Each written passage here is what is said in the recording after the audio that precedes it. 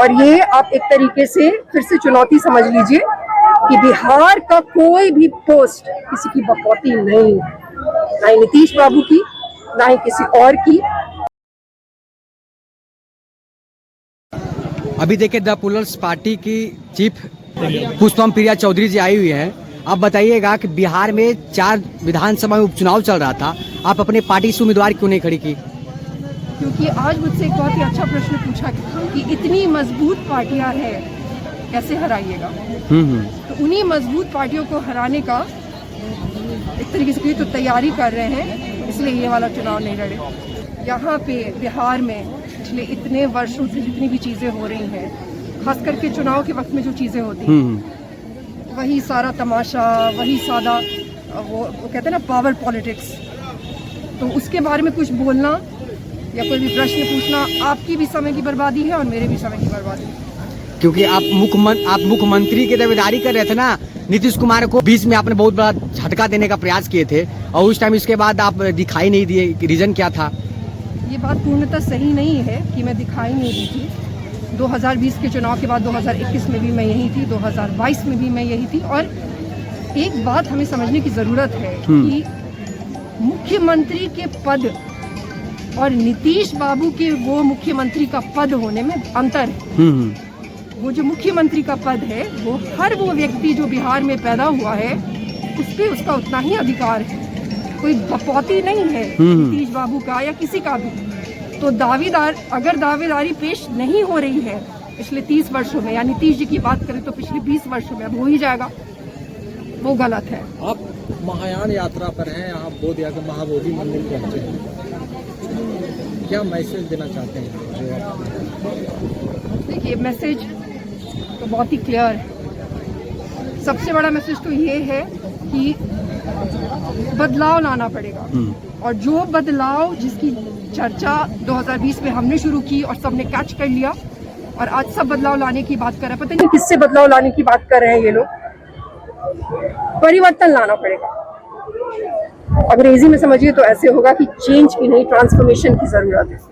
और यहाँ से वो यात्रा उस परिवर्तन के आगाज कर रहे हैं, यहाँ से वो शुरुआत कर रहे हैं।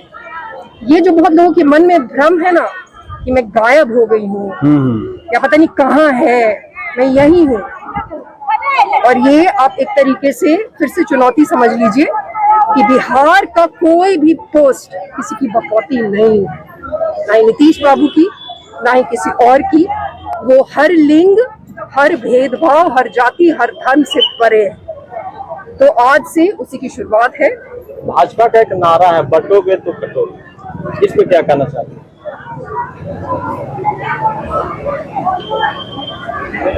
हंसी वाली बात है, जुमले से ही राजनीति होती है। एक पर एक लोग हैं जो कि एक पर एक जुमला दिए जा रहे हैं। लग रहा है, अब तो ऐसा लग रहा है कि फिल्म के जो डायरेक्टर्स हैं उनको बुला लेना चाहिए और स्क्रिप्ट लिखनी चाहिए। बात बिल्कुल सटीक है, लेकिन क्या कोई भी पार्टी है जो बांट नहीं रही है? जिन्होंने ये नारा दिया है उनसे भी पूछने की जरूरत है, क्या आपकी पार्टी बांट नहीं रही है? तो वो कहते हैं ना कि सब एक ही जैसे हैं। तो उस पूरे दरिये में, और बहुत ही विनम्रता से बोलूं तो उन सबों में एक जैसे नारे देने का ट्रेंड रहा है।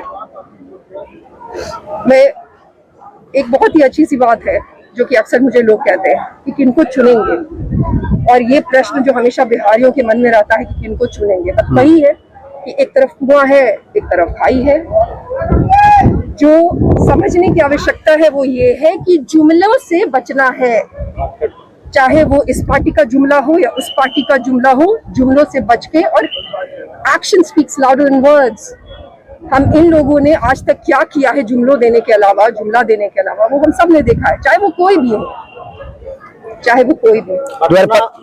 पटना शोल्डर होम में 3 बच्चियों की मौत हुई है, इसमें आप क्या कहना चाहते हैं? क्या लगता है आपको, इस पे क्या बोला जा सकता है? जो भी है, ये भी कोई नई बात नहीं है। 2020 से पहले भी सारी चीजें होती रही। 2021 में हमारे सामने भी सारी चीजें हुई। हमारी खुद की पार्टी में ही एक प्रत्याशी की बेटी को घसीट करके मार दिया गया। यहाँ पे बेटियों की मौत होना, बेटियों को अगवा करना, उनके साथ रेप होना, ये सब तो आम बातें रही हैं। और जब हम ये वोट डालने के लिए जाते हैं तो somehow हम ये सारी बातें भूल जाते हैं। तो वो सारी बातें फिर से होती हैं और कोई इसकी जिम्मेदारी नहीं लेता। उस मुख्यमंत्री पद की जिसकी आपने बात करी थी अभी, जिसकी दावेदारी आपके अनुसार से मैंने पेश की थी, वहीं की जिम्मेदारी होती है ये सब। वहीं पे जो वक्त है, जो अकाउंटेबिलिटी है, वो वहीं लाई करती है, वहीं स्टॉप करती है। लेकिन हमारे यहाँ आप उसको नकारापन कह लें या कोई भी कह लें, जब भी कोई भी कांड होगा, ऊपर का पदाधिकारी नीचे की पदाधिकारी पे वो ढूंढने लगता है। पहले तो उसको ढूंढा जाता है कि कौन है जिसने की माल नहीं पहुंचाया है, उसको पहले ढूंढो और उस पर सारी जिम्मेदारी डालो। 2025 में विधानसभा का चुनाव है, पुष्पम प्रिया अपनी पार्टी से कितने सीट पर चुनाव लड़ेगी? पिछली बार जबकि हम सिर्फ 3 महीने नए थे, तब हम सबसे बड़ी पार्टी थे जिन्होंने सबसे ज्यादा सीटों पे चुनाव लड़ा। तो इस बार तो हमें 5 साल हो गए, सभी सीटों पे लड़ेंगे। बिहार में क्या है कि बेटी बचाओ और बेटी पढ़ाओ का नारा लगता है, लेकिन बेटियों पर अत्याचार हो रहा है। क्या पुष्पम प्रिया की पार्टी आएगी तो क्या बेटियों का उद्धार हो पाएगा? फिर यही जुमले वाली बातें हैं। अगर बेटियों को बचाना है, बेटियों को पढ़ाना है, तो फिर जो पावर है उसको क्यों नहीं बराबर बांटते? कोई भी पार्टी महिलाओं को डिसीजन मेकिंग क्यों नहीं देता? कितनी सारी महिलाएं हैं जो वाकई में टोकन नहीं है और नेता है, नहीं है, कोई भी नहीं है। मैं तो 5 महिलाएं गिन नहीं सकती जो कि आज बिहार में नेता हैं और किसी न किसी की टोकन नहीं है या किसी न किसी की चाटुकारिता का काम नहीं कर रही। एक बताइएगा, एक नई नवेली पार्टी जन सुराज आई है, उन्होंने जो है जय बिहार का नारा लगाया है, तो क्या जन सुराज पे कुछ बोलना चाहते हैं क्या आप? इस पे भी क्या बोला जाए, इतनी बड़ी जनसंख्या है हमारे राज्य की, अब तो 13 करोड़ प्लस है। नए लोगों को आना ही चाहिए, डेमोक्रेसी है, सबके लिए स्थान है, द मोर द मेरियर। चलिए, thank you so much madam.